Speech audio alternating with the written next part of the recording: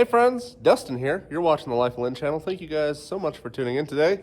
Today, I'm finally doing it. After sitting for months and months outside while the summer weather kept me busy, I am finally going to turbocharge the big block in our 1977 Winnebago. Now, if you guys don't know, this Winnebago Cheiftain, we picked it up out of a barn in the middle of nowhere, Wyoming, where it had been sitting for a long time, 10, 15, 20 years, something like that.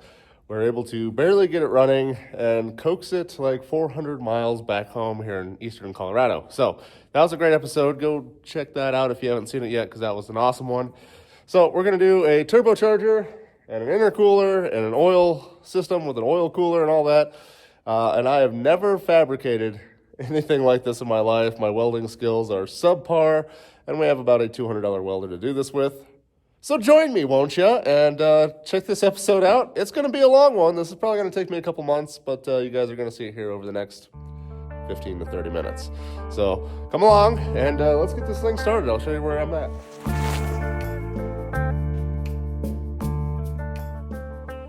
All right, for those of you who have not seen the interior of this thing, it's mint.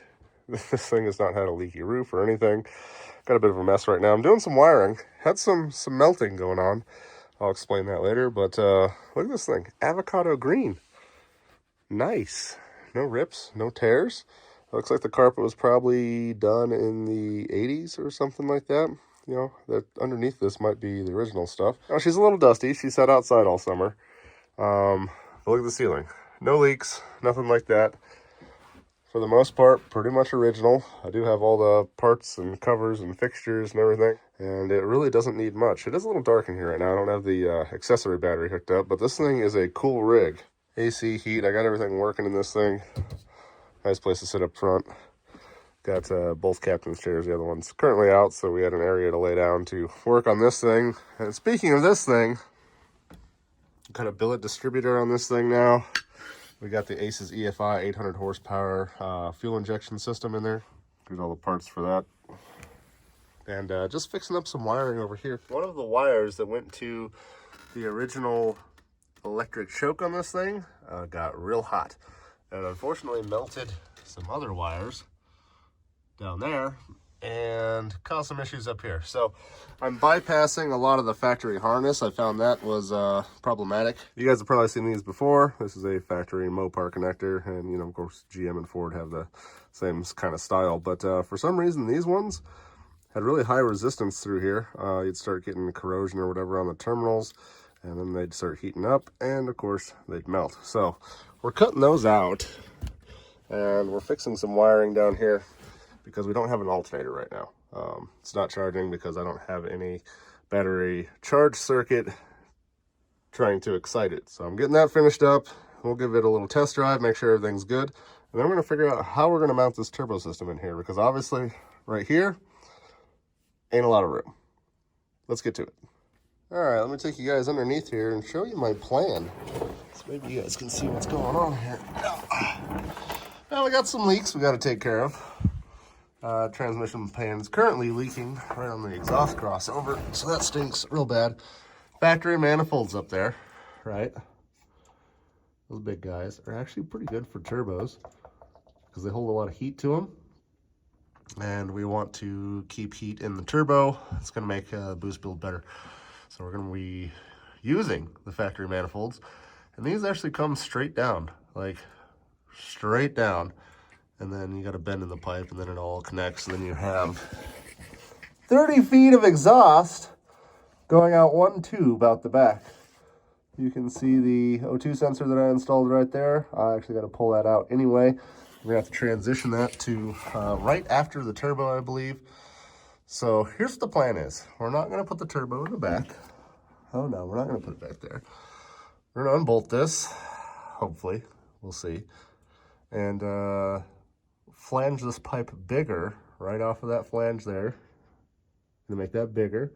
Gonna come down this way, and then we're gonna 90 degree it forward on both sides. We're just gonna run that pipe straight down this alleyway right here on the inside of the leaf spring. And then once it gets past the radiator here, we're gonna turn it up over inside this wheel well. where we have a massive amount of room. I'll have to build a little splash shield for the turbo to keep the mud off the tire from hitting it. That's going to keep our turbo pretty close to the engine, because we're going to be able to come up right inside here. Look at all this room. I could build a couple brackets back here to hold the turbo up, and then we'll mount it right here behind the headlight setup, so we could even pull one of the lights up here for the intake for the turbo. We could exit the exhaust and the wastegate right here, or maybe through the side, because, well, there's nothing here. I could easily drill through that. So that's the plan. All right, next thing, Sawzall, all right? Metal blade. We're gonna go chop this exhaust off and get those collectors pulled down and see what we can do to get the exhaust aimed forward and start our fabrication here of the hot side. Pretty excited about this. Guys, sorry for the voice. I, got one of those colds from the kids going back to school thing, because it's fall.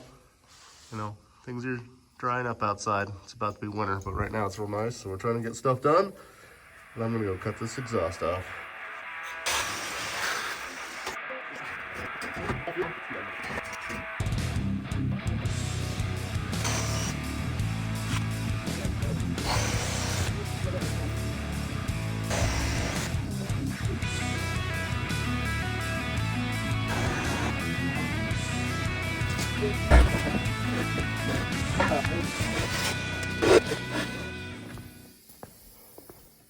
All right, I got a mess of stuff out. Ever have a boss tell you to go get the pipe stretcher? Well, it's actually a thing. Right here, it's the pipe stretcher.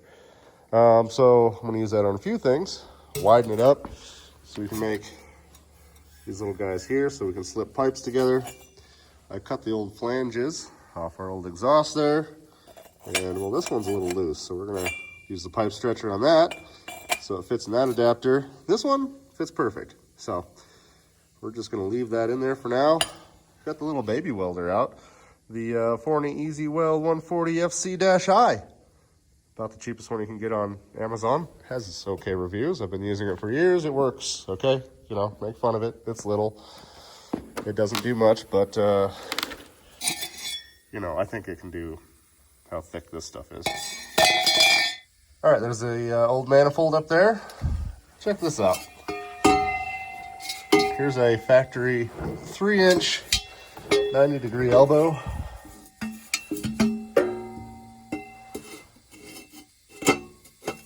Oh, I don't even have to cut this one. It's like it was made for it. Pretty much going exactly where I want it to go forward here. And then we'll put a straight pipe and another bend on it to get it around this corner. Now, a lot of this stuff is gonna really line up pretty well without doing pie cuts and doing crazy stuff that I don't know how to do. To do this by myself, I'm gonna be sitting underneath there, test fitting, making a new piece, test fitting, and then tack it all together. Probably cut it all apart, test fit it again, tack it again. It's gonna take some time. So enjoy the time lapses, and I will see you guys in a bit.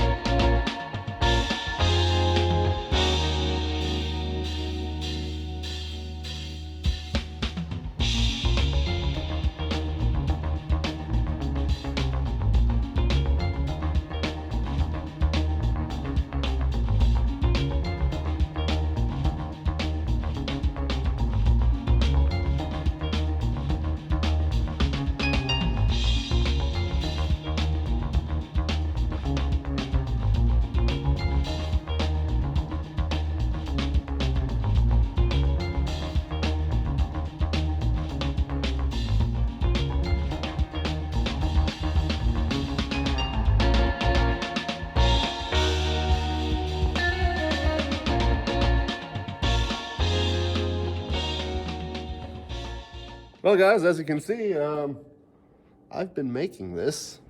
Anyway, got underneath the Winnebago this morning, and it is now just about to be night. And trimmed, cut, did angles, made different pieces out of all the bends that I had in my box of bends. This is a cool U shape here that I was able to just barely get inside here and then weld it. And then I tacked everything in place, used a marker to put lines on everything so I know how it lined up. The only thing that I haven't really welded are going to be these top pieces here, and it just has a single tack on it right now. That's so if it got pulled or stretched during the welding process, I can kind of bang it around a little bit and get the tops dialed into where they need to go, bolt it in there, and then weld it once it's in, or at least tack it a little bit better once it's bolted in place. That way we don't have a misalignment problem, you know? We wouldn't want to put all this work into making our hot side manifold and then it not fit. So far the piece I have is going to go to right about here, right about there. And then we're going to have to figure out what we need to weld up to hold the turbo, because I forgot how heavy that thing is. It is crazy. But I'm going to have to run to the hardware store and get more welding wire and a few more things that I need anyway. Plus I'm going to need a few more things to fab up the wastegate once we get to our single tube over here. And then also I will need to weld on our bung for our O2 sensor, and that's also why it's going to be important that I don't have any pinholes in this thing, because a pinhole under certain RPMs actually pulls vacuum into your exhaust and will throw your O2 readings off, making it really hard to tune. And we don't want that, so I'm going to have to seal this thing up pretty good. So I got a lot of work left to do, guys, but I got to go make dinner. And it's getting dark, but hey, we ran all day, grinders and welders and air compressor and about 900 watts worth of LED lights on my solar. So pretty excited that this setup's working out so good. Go check out that video if you haven't seen it, if you're interested in making your own off-grid shop that is powered by the sun. Which reminds me, we had like 4 or 3 X-class solar flares in the last day. I think I'm gonna boot everything down and do the old disconnect tonight. You know, just to save it, just in case. You know, you never know. You know, those guys at NASA, they could be wrong. You know, G4 storm could be a high-level G5. Space weather stuff. If you guys know, you know. Okay, I will see you guys tomorrow.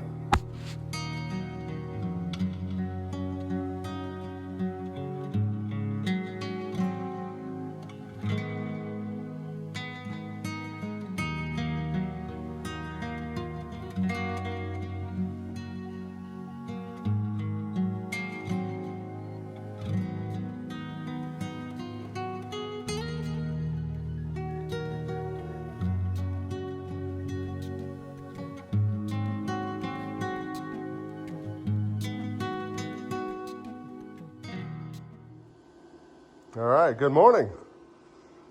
Straight to back to work here. And look, technology still exists. That's good. Everything seems to be working. And we're test fitting our hot side off of our manifolds over there. Just wanted to make sure they fit before I finish grinding and welding this all out and spending a whole lot of time making these garbage welds look nice. You know, for all the oxygen sensors and the whatnots, but this is basically exactly what I wanted. Just right at this spring perch, I'll be able to put a little mount here to kind of help support this a little bit. Right now it's just hanging off of the manifolds.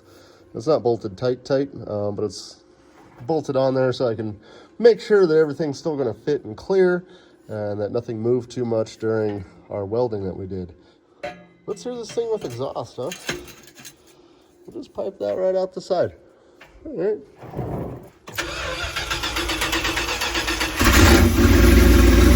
That was excellent. This thing runs so good now. Oh, man.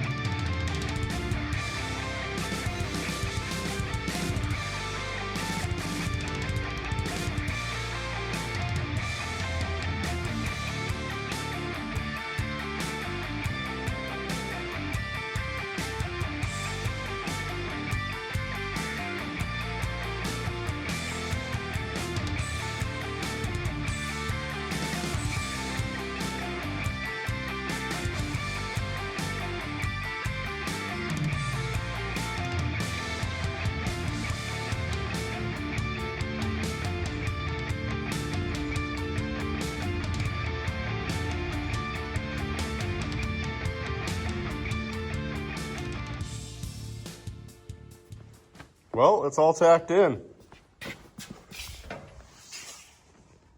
Look at that. Don't look too close. But, you know, look at that. O2 sensors, wastegates, proper collectors, and behind the turn signal, we have a turbocharger. You know, that actually turned out pretty good. I'm going to make this ring a little bit bigger, and then I found a place on the interwebs with like 6-inch or 5-inch halo rings. So we're just going to put like a 5-inch circle of LEDs right there, and then we'll make it match on the other side there. Of course, we probably ought to upgrade to LED headlights and stuff, but that's in the future. You know, let's slow down. Not too fast here. Look at that. Got some brackets welded on there. I'm going to weld another one. Probably up here underneath the turbo to hold the weight closer to the frame. Probably put some kind of flexible strap on it so it's not like rigid to the frame, but for now, that's there. Okay guys, here under the hood, you know, I can see the turbo. It actually lined up pretty good. She's right there. So that pipe's gonna be nice and straight shot right through this area here and go right into our intercooler, which, you know, now that I've got it here and I've looked at it, might be too big. You know, I measured the space and technically it does fit in here, but it takes up the entire space. And I still need room for elbows and whatnot to bend it up over the top of the radiator. And if you guys can see through there, there's the top of our engine. So we'll be able to cut this plastic shroud and get her in there.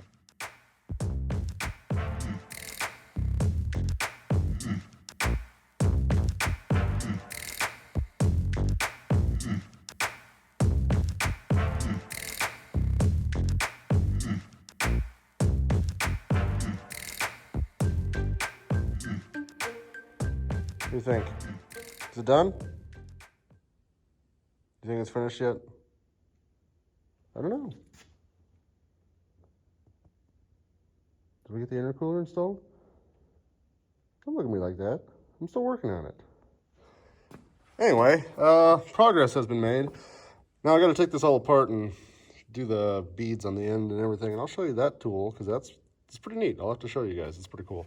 But I got everything loosely set in here. Nothing's really mounted yet. Don't have any hose clamps on this stuff, but all my pipes are cut. Gonna go up and over the radiator, down inside, comes down through here, through the intercooler, back that way to the turbo, and then check out the inside here. Woo, that's pretty neat. We're gonna have to like spruce up this motor and get some nice valve covers and stuff because there's starting to be some shiny things on here, and yeah, we want the whole thing to look good. So anyway, here's our blow off valve, and there's a 45 going up and out to the front, in front of the radiator. It's looking pretty good. I gotta show you this tool. This is pretty neat. I've never had one of these before, but let me show you what it does. Okay, this little guy adds a bead to the end of aluminum pipe.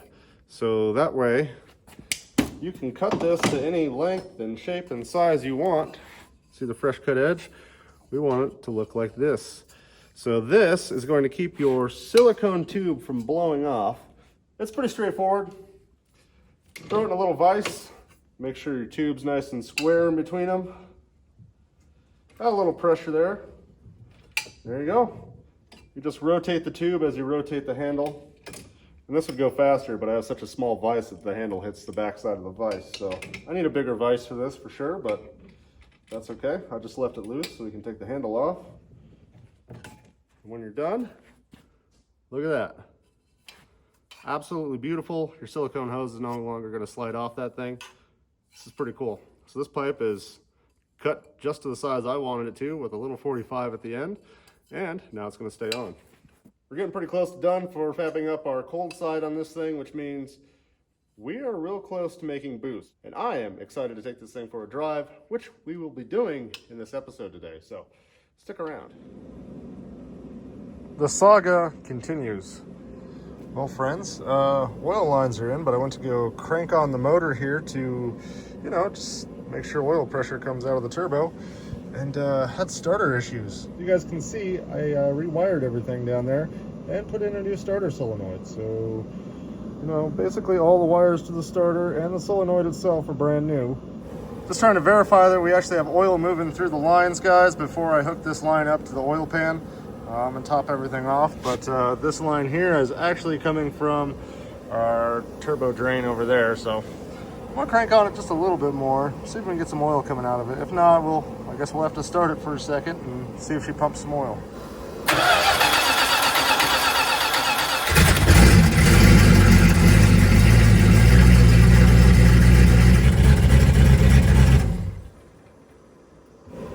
There it is.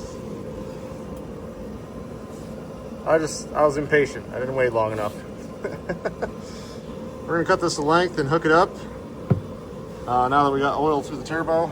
Tuck up all our drain lines up underneath here. Might eventually put an oil cooler right-ish here-ish.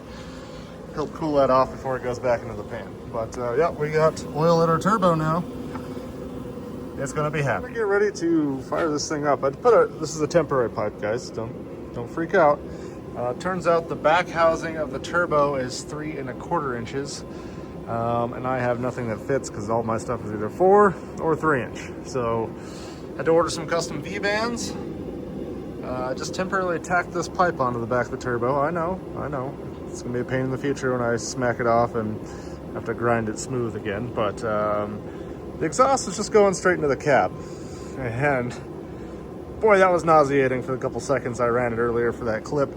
I need to get it out of the cab. So we're gonna shoot the exhaust out this way for now. And that's gonna eventually come up and tie together, and they're both gonna come out here and look real nice. But for now, I just don't wanna die. So there's that. Guys, we got oil, we got an intercooler, we got hot side, cold side, we kinda have a downpipe. I've got a super rich, super laid back tune in there with very low timing. I think it's okay if we start this thing up and maybe back it out and bring it up to temperature and play with a couple settings and give it a couple revs and see what happens. What do you guys think? Let's do it.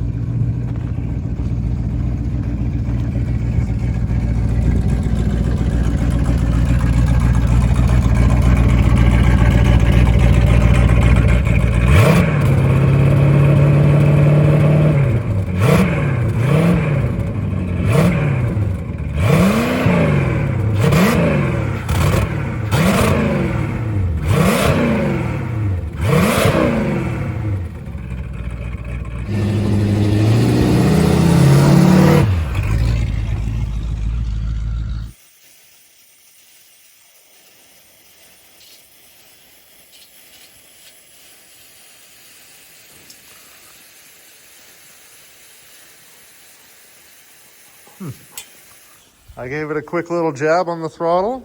I got the smallest wastegate spring in there, and I don't, it was like 2 PSI. That's it. So I didn't hurt it, trust me. I was watching my AFRs like a hawk. It did pretty good. So I'm gonna get with the tuner and finish up some stuff.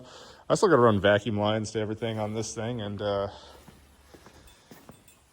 get some of the smaller stuff hooked up, like the wastegate. The spring should have just held it closed, but and the spring I have in there should have been good for 5-ish PSI. 2 means we got something going on, so gonna investigate that, run some vacuum lines, and get back with you guys tomorrow on this. Well, friends, it's that magical time where I'm down to the last little bit of punch list items to get this thing on the road, and I am very, very excited. Had a couple oil leaks I had to take care of. One was the transmission pan, so we dropped the pan, did the gasket, decided to do the filter and do a flush while we're down there. Threw in some Lucas transmission fix, because we're going to need some real good clutches to hold back the horsepower of this bad girl. So just put that all back together. Also, new set of valve covers. The old ones were gross and leaking, and I probably could have cleaned them up and put a new set of gaskets underneath them. But you know, chrome's cool. So now we got new chrome valve covers and new rubber gaskets underneath those as well. So those oil leaks are hopefully going to be solved. I've done this passenger side 3 times now because every time I start it afterwards, oil just pours out of that one. It sounds like the cheap valve cover that I bought. It was a little spread out at the bottom, so it wasn't pushing on the gasket correctly. I took a clamp and squeezed it back down. Letting the RTV set up right now.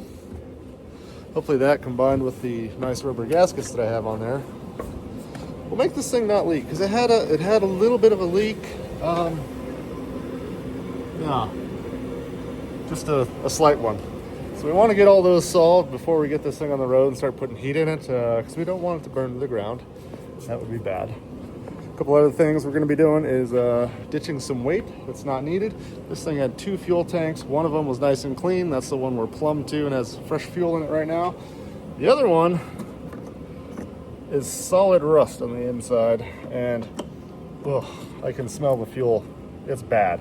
So we're going to ditch that whole fuel tank. That's going to save us some weight there. The black tank's cracked, so we're going to ditch the black tank, and we're just going to run straight plumbing right out the side of this thing with a normal RV twist lock on it. So this thing's going to be used for camping, yes, but it's going to be at like campsites or at houses where it can be plugged in or hooked up. So I'm not worried about it having tanks. Another thing with that is I'm not going to be taking this one off grid. I've got plenty of solar powered campers that I take way back in the woods. This thing is going to be take it to car shows, take it to Cars and Coffee, you know, maybe run her down the strip once or twice, just see what happens, okay? So keep that in mind. We'd like to pull about, 800 pounds out of this thing. This generator is going bye-bye. It's 4 kilowatts, it's a 2-cylinder, it's all cast iron, it's huge. This is gonna pull, 700-800 pounds off the back of this camper. Combine that with the fuel tanks and the black tanks, and I believe the propane tank as well is out of date and won't be able to get filled, so we're gonna be dropping that tank. We'll just put a hookup underneath there so I can run 20-pound, barbecue grill bottles. That'll be fine. So, losing some weight, doing some cleanup, hitting the last few things on the punch list. As soon as I get these oil leaks solved, I'll take this thing out, get it warmed up, make sure everything works, cycle it through the gears, check all the fluids and stuff, and then in just a couple days we are getting a tune done on this thing. Sit out in front of the house with the laptop, boop, boop, boop, boop, boop, with our tuner, and see if we can get this thing running really good. And we'll take a couple trips up and down the road with it and see if those back tires will spin. Always wanted to do that. Stay tuned. As you can see, guys, Winnebago's outside finally. Still battling valve cover leak. I've had that off, 7 times now. I've got a whole new set of gaskets and valve covers ordered for this thing. Maybe we can get it fixed. But unfortunately today is tuning day, which means I gotta stop working on this and try to get this focused so I can fix this, to fix the computer, to make this thing run right, to make it good, and then we'll tidy up the maintenance issues. So I got to get this updated, and then we should be ready for our tune here pretty soon, and we'll get some heat in the motor and get a tune going. And then we're gonna go take it down the road. Well, guys, here we are. It's a little smoky in here because valve cover's still leaking. Been on the phone here for a good solid hour. Just talked to Bryant Stillwell, I believe is his name. He's over at Nomadic Dyno. They are based out of South Dakota, up there in Rapid City. Awesome guy. Had fun talking to him during our tune session here. Just kind of started from scratch, went back to the basics on this rig. Got some stuff dialed in, and then we did idle, cruise, wide open throttle, all that stuff. Kind of got a good bass tune in it now, so we're gonna turn the learn table on and let it learn a little bit while I do some driving. But guys, listen to this. This is starting to sound pretty good. I'll give you the widescreen. Ready?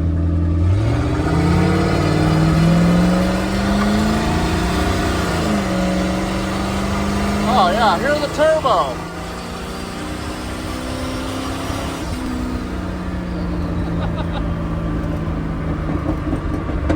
Woo! Fireballs out the side. I mean, it's still a motorhome, but it gets up to 60 pretty quick now.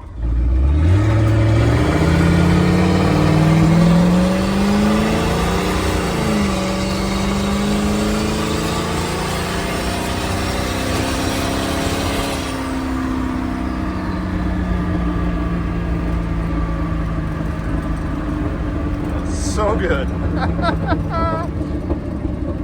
Listen to that. Blah, blah, blah, blah, blah, blah, blah, blah, blah, blah.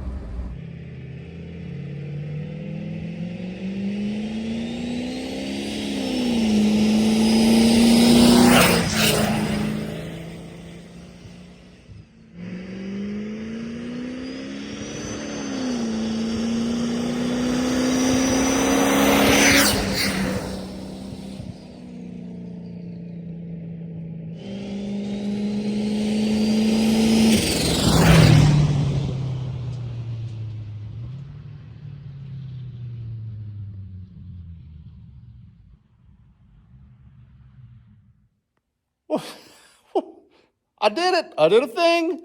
It works. It's actually running and driving. It's tuned. It's fantastic. It's a beautiful motorhome. It's not all rotten. It runs great. It's pretty quick now, and it's actually fun to drive. Guys, I am super stoked that this project is coming to completion, so I'm going to end this video off today. I am starting another video. We're going to complete a couple little tasks on this thing, dial it in, just perfect. I am going to put a bigger wastegate spring in it because right now it's only at about 5 PSI. I got a 7-pound spring in there, but because of the efficiency of the turbo system, I'm only getting about 5.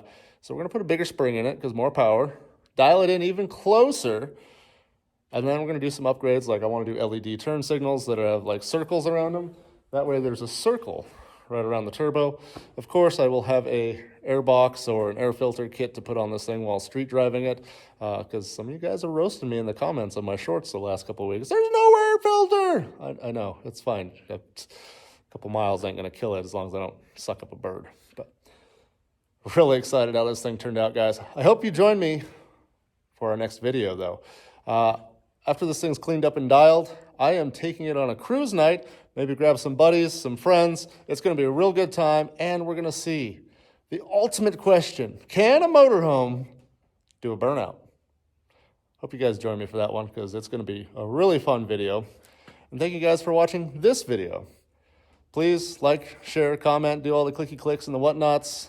I appreciate it. The channel needs to grow. Right now it's just kind of, so I need your help. And it doesn't cost you a dime. So I would appreciate it if you guys help me out. Drop a comment. What should we name this thing? I was thinking, I've been using hashtag Turbago, but Turbago sounds kind of weird. I don't know if I like it. Drop a comment. Let me know what you think we should name this thing, and we'll go from there. But thank you guys so much for watching this video series. It's been a long build. I've been working on this thing we picked it up a year ago out of that field in Wyoming, and I'm just now getting finished with it. So it's been a year-long build for us. There's a couple other videos on the channel, how we drug it home 400 miles after it sat for 20 years because it was abandoned. And also the video where we fuel injected it. So if you guys are interested in those, please go check them out. It's been quite a process for me. Thank you guys again. God bless each and every one of you guys, and I will see you in the next video.